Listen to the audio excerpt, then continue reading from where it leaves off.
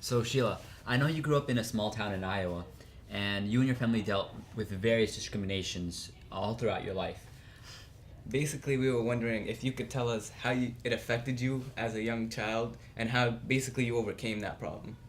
Sure. So, I guess maybe it's like not the expected answer, but in some ways it was a good thing, and a good thing in the sense that I think it made me realize from a very young age that there are people that are just not going to like you, no matter who you are and what you're about.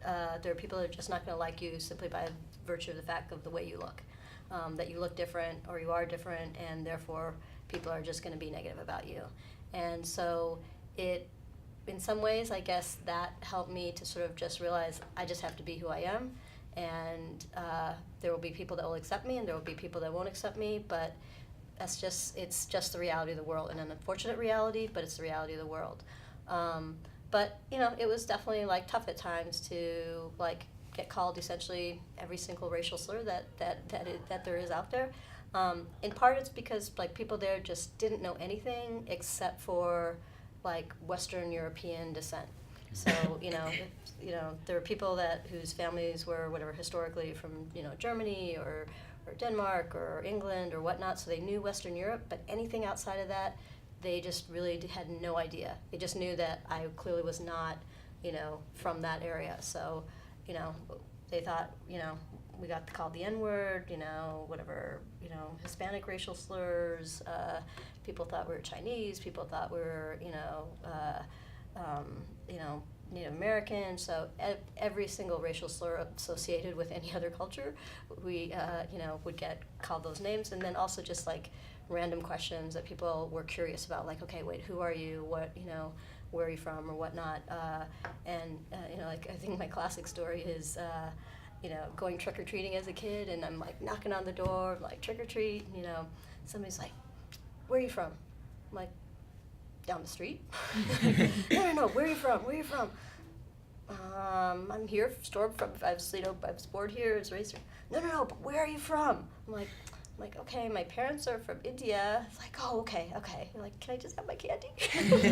But, so some of it was just out of curiosity, and, but it's still, it's tough as a kid. And I think, to me, it's like I'm thankful for my parents because they dealt with a lot of stuff, in terms of job discrimination issues and things like that. And my father, who's a college professor, even from other academics who you think would be, more aware or, he dealt with it as a professor as well. But I think that was something that they sort of enforced us in the context of. Remember, there's a phrase that my father said to all of us. I have 3 sisters, and basically my dad said to us very young, you have 2 things going against you. You're a woman, and you're a person of color, and people are just not going to like you for those 2 facts, and it's something that you're going to have to deal with. So. As I said, it was tough, but I think there are also lessons that I learned that helped me as I've gone through life. So. Wow. So did you realize you were different from everyone else around you, like as you were a child or a teenager? I think as a kid, because like literally people would call you racial slurs, right? And in some cases, friends or parents of friends who thought the words were okay, right? They didn't see it as like a racial slur. So I literally got called, it's like, oh, like I remember my sister like going to a slumber party, and it's like, oh, that's that N girl, but this is someone who's her good friend, right? But her mom's reaction is this. Not thinking that was anything negative to say, or that it was incorrect in terms of, where our family was from. But so it's, you kind of dealt with it like pretty young as a kid. But so there was sort of obviously like some like not so nice reactions sometimes that I would have to that. But as I said, I think. For me at least, I think if you asked all 4 of us, like what our reaction is to the experience, we all have very different reactions to it. But at least for me, I think it helped me be aware that, you know, I have to be who I am, because there are just people that are just not going to like me, and I can't go around trying to please somebody and be different. I've just got to be who I am, and, you know, that people have to be happy with that, so. Hearing about who you are, why do you think it's so important that there's diversity to science? I think diversity in anything is important because you bring who you are to any job or any activity that you're in. And that difference in perspective in how you think about a problem, how you approach a question, or the way you interact with people, all has to do with your experiences. And to me, it's like, in that context, it's just important for overall excellence, and for us, you know, asking the right questions, for science serving the right group of people. So I think in that sense, it's, you know, diversity is important in science because of that. But it's also important for the fact that if you look at the U.S. population and how it's changing, unless we bring, you know, unless we have a diverse group of individuals in science, we're leaving a lot of people behind, and that's not okay. So can you just like quickly describe like what your new job is? Because it says you're appointed to the Assistant Dean for Diversity and Minorities Affairs. Sure. So I guess I'll start a little bit historically. So I've been a faculty at Harvard Medical School for, I guess, now almost 20 years. For about 15 years, I ran a research group. We're interested in kind of basic science issues around cancer biology, trying to basically understand how do you take a normal cell and make it into a transformed cancer cell. And during that time, I mean, part of the reason I came to Harvard, and specifically to the medical school, is for the opportunity to interact with students, because that was a really important part of when I was thinking about what my next steps would be after whatever finishing my postdoc. That was important that I go somewhere where I'd have an opportunity to interact with students. And so in doing that, in getting involved as a faculty member, you know, I taught, you know, graduate students, and, you know, took opportunities to do some teaching, but there were also opportunities to get involved in like summer programs and have undergraduates in the lab. That's how I started getting interested in science, because someone was willing to take me into their lab group, even though I knew nothing.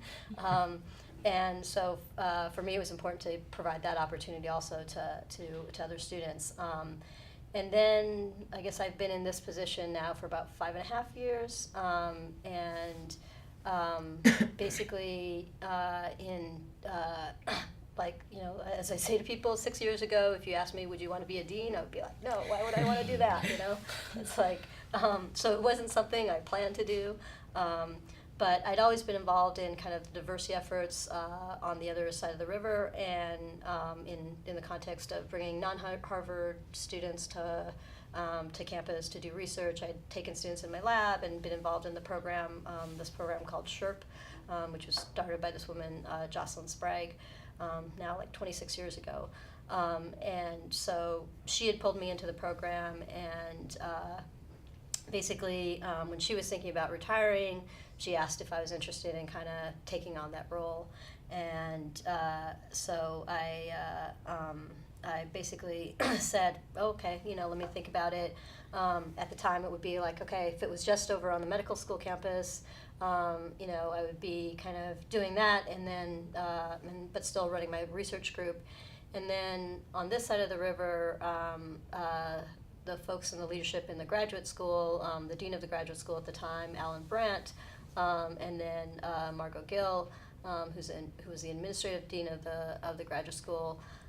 They decided that they wanted someone getting involved in diversity efforts at sort of at a dean's level. They'd always had someone, Stephanie Parsons, who had been working on diversity efforts for the graduate school, so for all of the PhD programs for a number of years, but they wanted to have sort of more people so that more could be done.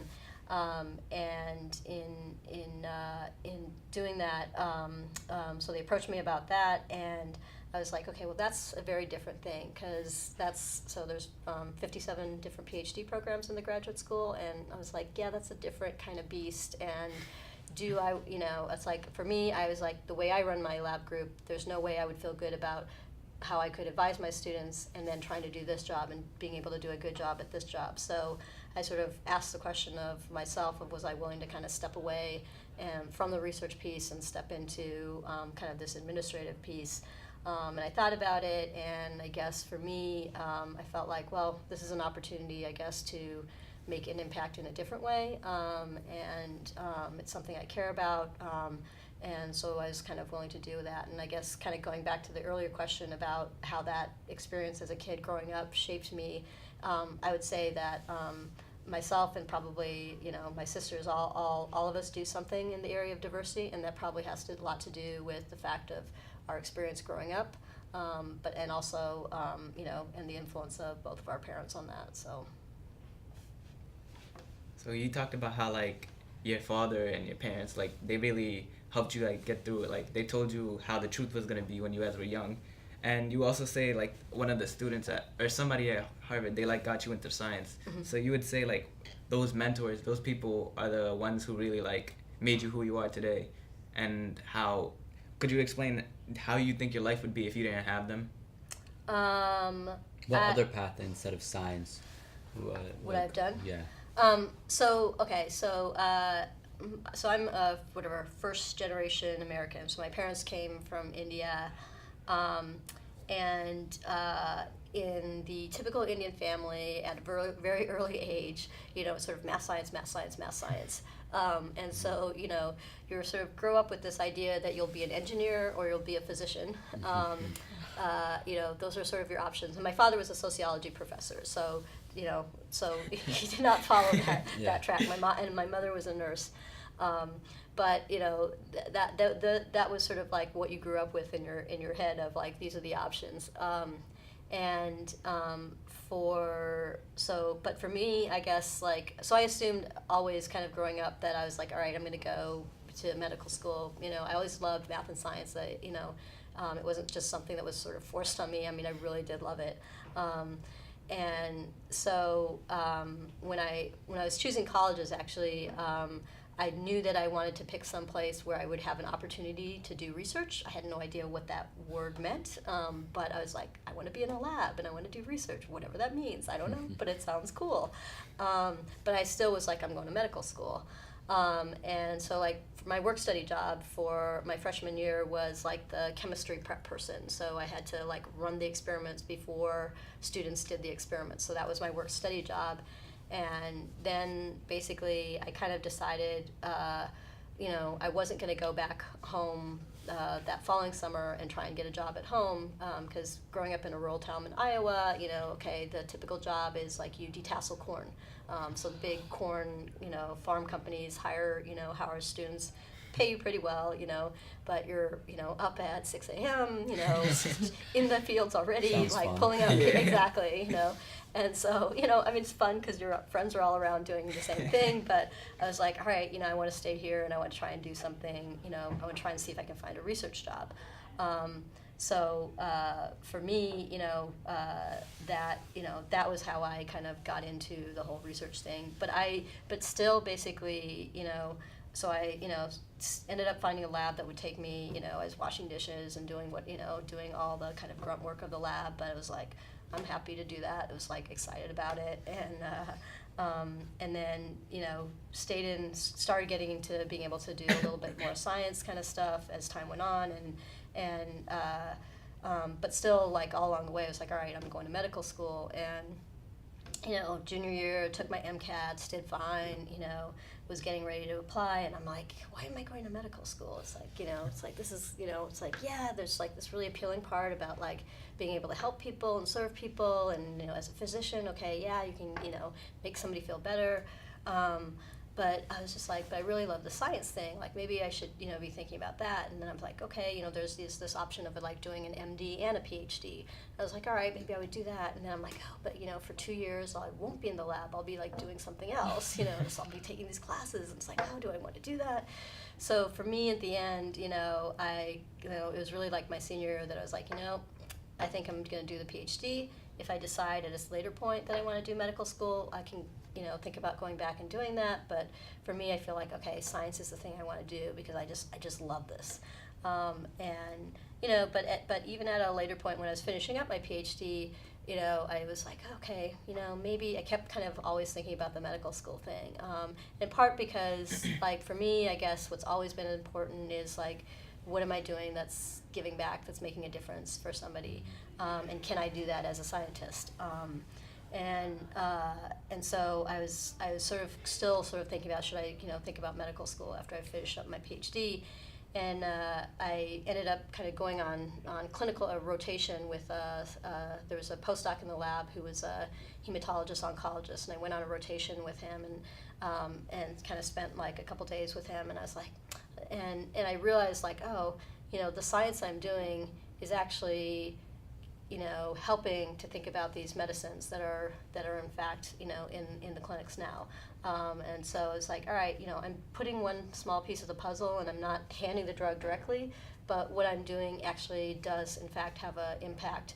And in some ways, like, you know, the science that people do, you know, as other people have said, it's like, you know, what you're doing as a scientist in the sort of biomedical research world, you know, as a physician, maybe you're treating, you know, you're obviously treating patients and you're helping, you know, whatever, thousands of people and whatnot. As a scientist, what you can do is potentially helping millions and millions of people worldwide. So, you know, that helped me feel like, okay, actually what I'm doing in terms of the science is actually, you know, has this potential to make a contribution. It's a small piece, but there's that opportunity there.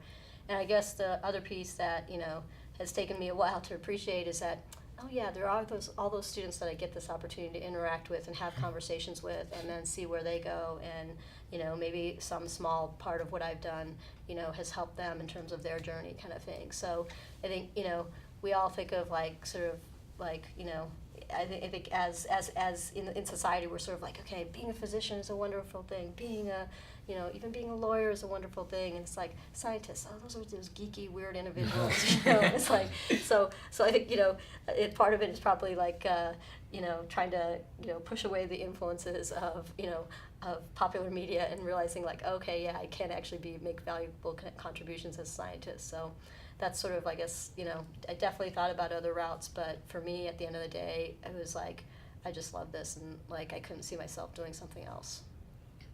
So, as an individual person of science and diversity group, do you think like there's a way to promote science to other people who feel like they do not have a path to it? I think the ways are just basically being able to talk to people about it and reaching out and trying to create opportunities for people to be exposed to science.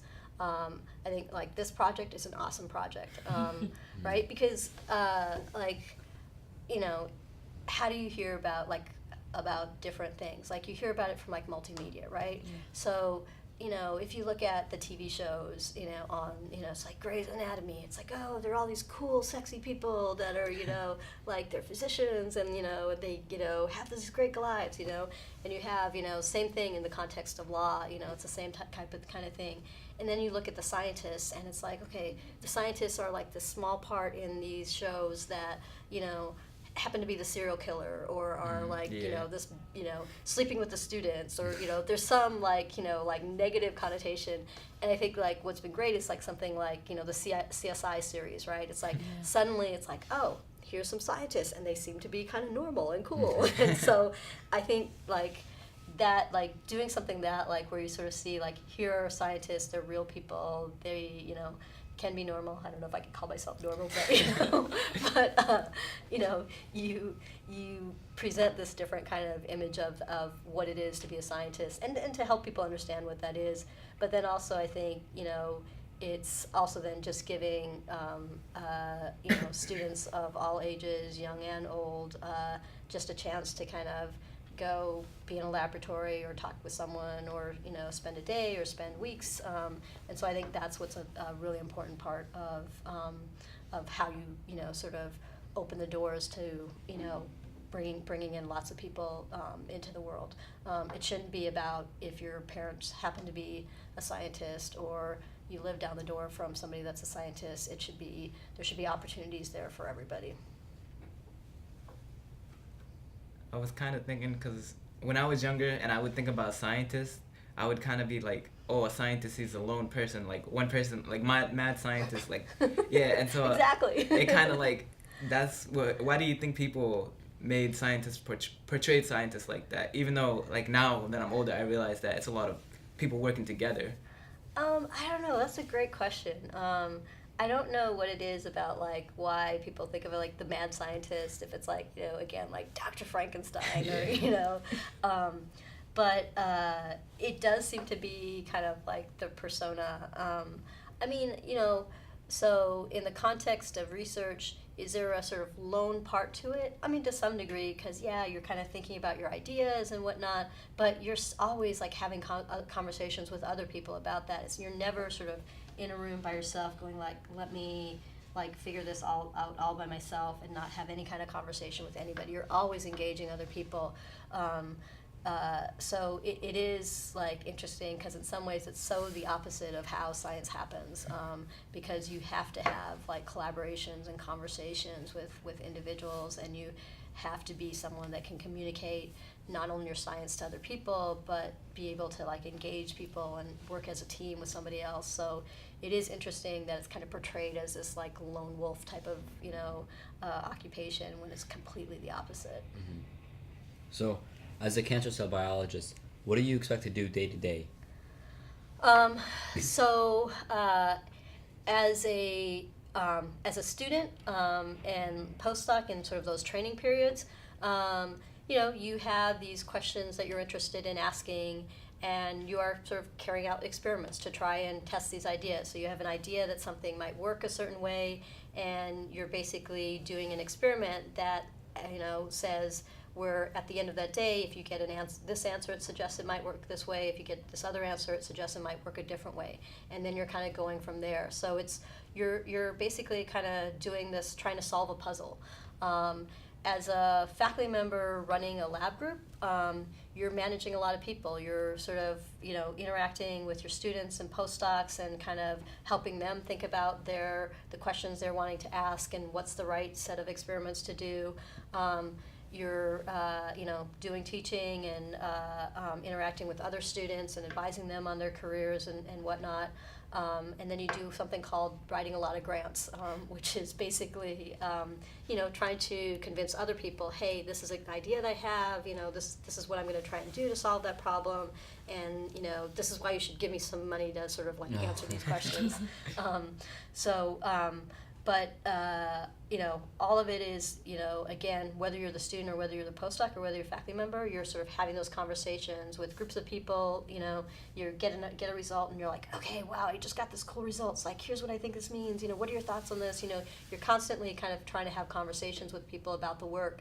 And as a faculty member, not only with your students and postdocs and research assistants, but also with other faculty members, whether they're in your field or not, and kind of hearing about what they're doing and trying to sort of have conversations with them about their work and conversations, they're having conversations with you about your work. So the idea is that you're trying to learn from each other and kind of build each other's help each other sort of answer their questions. As a teacher, you know that they have a huge influence on students. What advice will you give to students who pursue a career in science?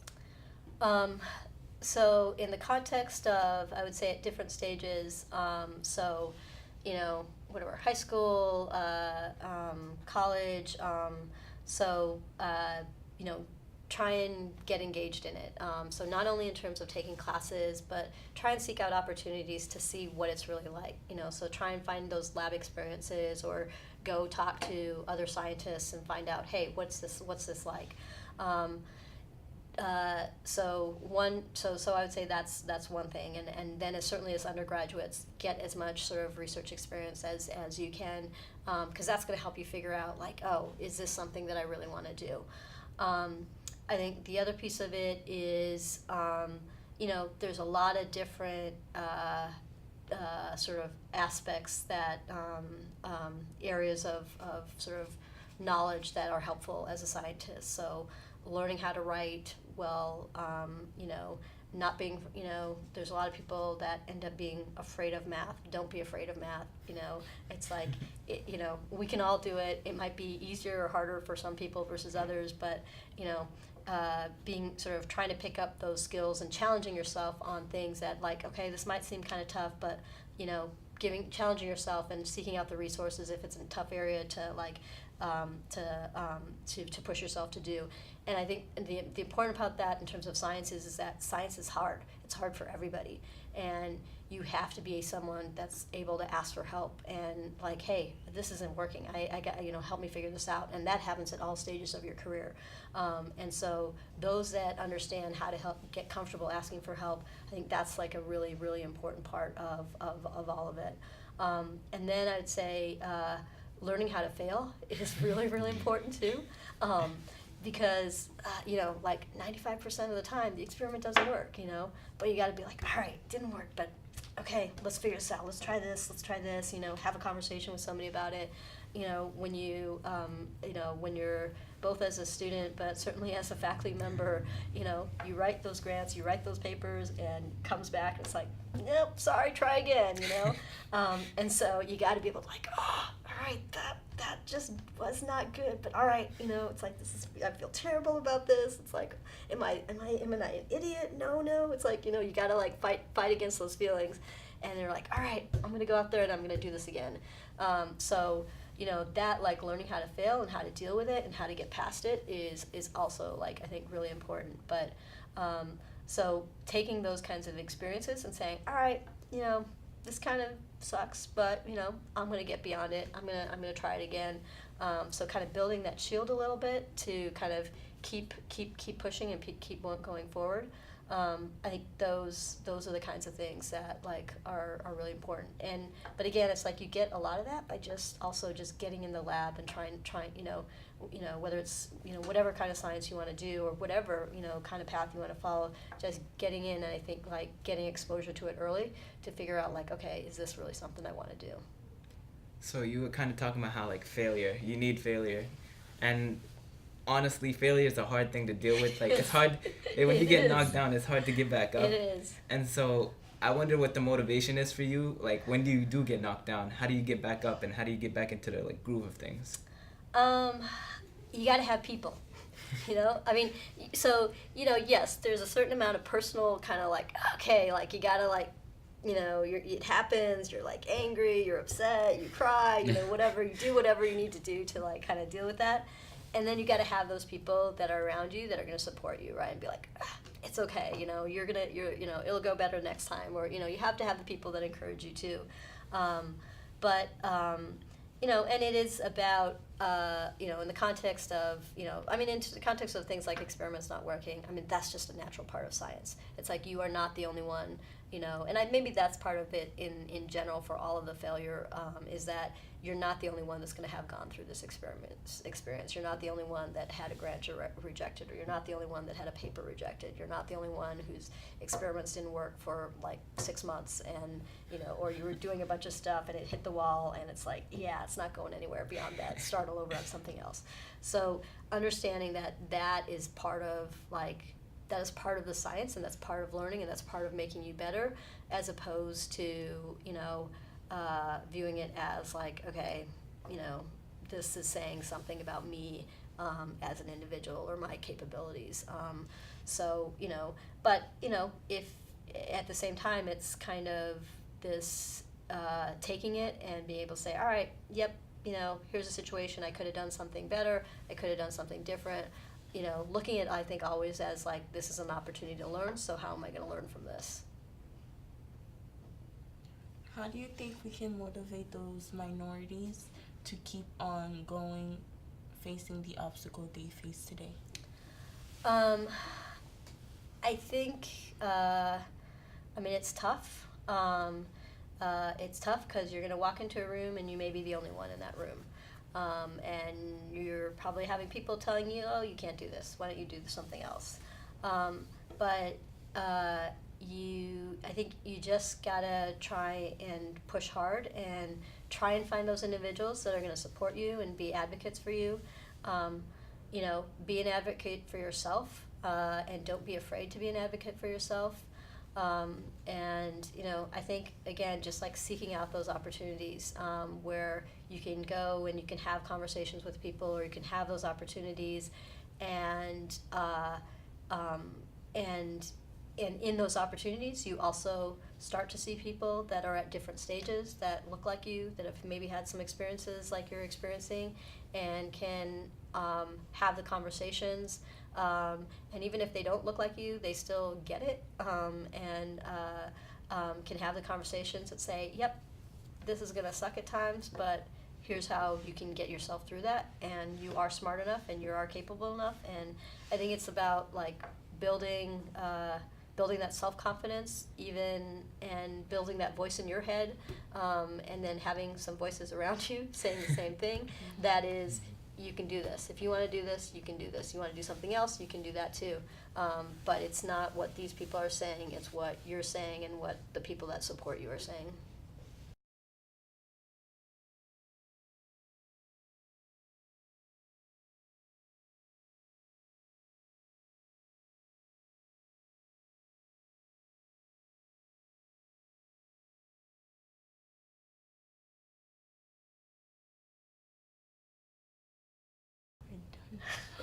I don't know.